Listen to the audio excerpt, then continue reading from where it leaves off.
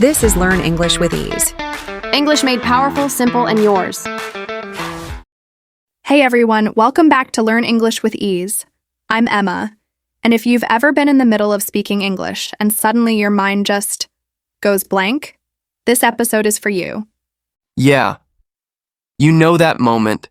You're talking, everything's going fine, and then boom, the word disappears. You can literally see it in your brain, but it's like someone turned off the lights. Exactly. You know the word. You've seen it 100 times. You've said it before. But the moment you need it, it's gone. And then you start panicking, right? Yeah, like, wait, what's the word for,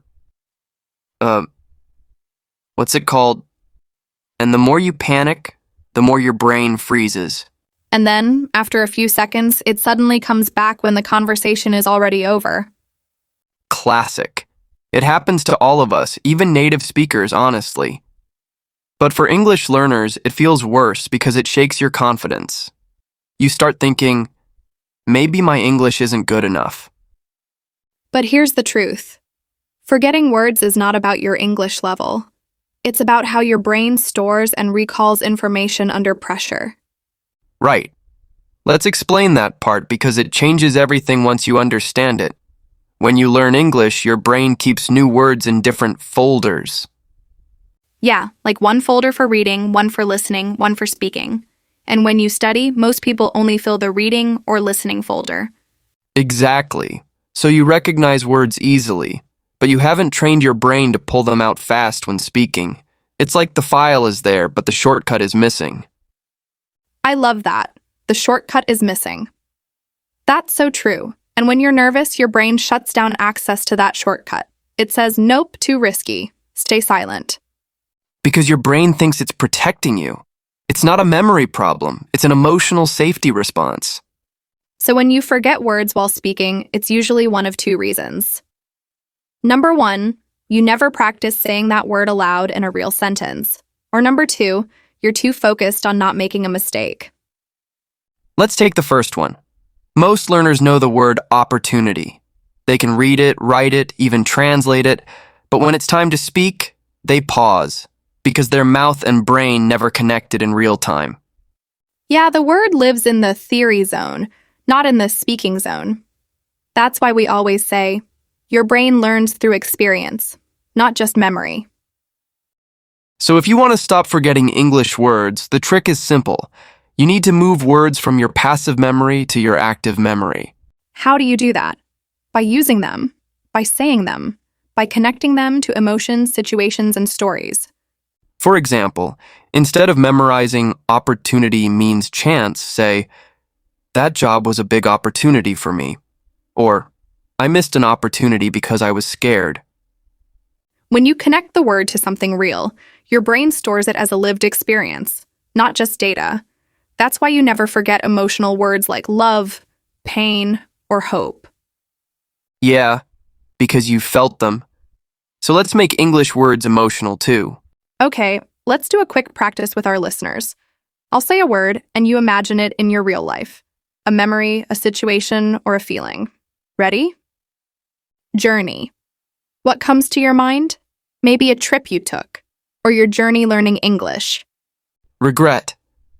Maybe a moment you wish you could change. When your brain feels the meaning, it remembers better. Let's go. Confidence. Picture a time you spoke English and felt proud.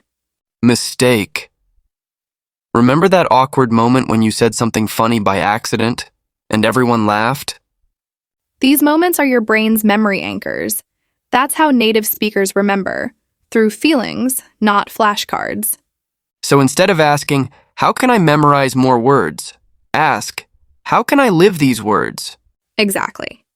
Now let's talk about reason number 2, being afraid of mistakes, because that's a big one. Yeah, when you speak English, your brain enters performance mode. It's like being on stage. And when you care too much about being perfect, your brain starts blocking words that might be wrong. It's like your brain becomes your strict teacher, and you can't speak freely when you're scared of getting graded. So here's the mindset shift. When you forget a word, don't panic. Describe it instead. Yes. This is a game changer.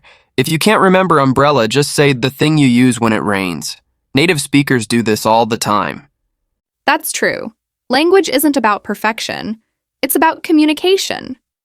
And when you stay calm, your brain starts offering you alternatives automatically. That's when fluency happens. When your brain trusts you to keep going even if the word isn't perfect. So next time you forget a word, do 3 things. Smile. 2. Paraphrase. Say it another way. Keep the rhythm of your sentence. Like this. I can't remember the word, but it means or. It's like or, the thing that helps you. The moment you do that, your brain relaxes. And boom, the word comes back.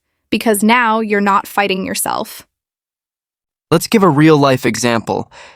Imagine you're talking about movies and you forget the word actor. You could say, the person in the movie who plays the role. And guess what? Your listener will instantly understand. And while you're speaking, your brain suddenly finds the word actor. That's how memory unlocks. Exactly. Forgetting is temporary. Confidence is the key that brings words back. Emma, sometimes people think they have a bad memory, but really they just have too much pressure. Yes, pressure kills fluency. Relaxation creates recall. That's why, when you're talking with a friend you trust, you remember everything.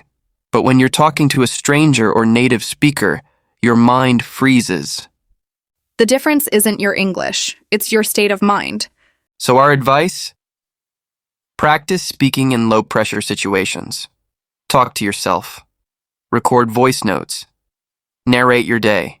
Yeah, like, I'm making tea. It smells good. I'm waiting for the water to boil. Just simple self-talk builds speaking memory. And the more you talk to yourself, the more your brain realizes, this is safe. I can speak freely. You can even try shadowing. Repeating what you hear from videos or podcasts immediately after, that connects hearing and speaking instantly. Right. And after a few days of shadowing, you'll notice you don't pause as much. The words start to appear automatically. Because you're not just learning English anymore. You're training your speaking muscle. Exactly. Speaking is not just knowledge, and it's muscle memory. And the more you use it, the faster your recall becomes. So let's summarize everything before we close. Sure. First, forgetting English words doesn't mean you're bad at English. It means your brain needs connection, not correction.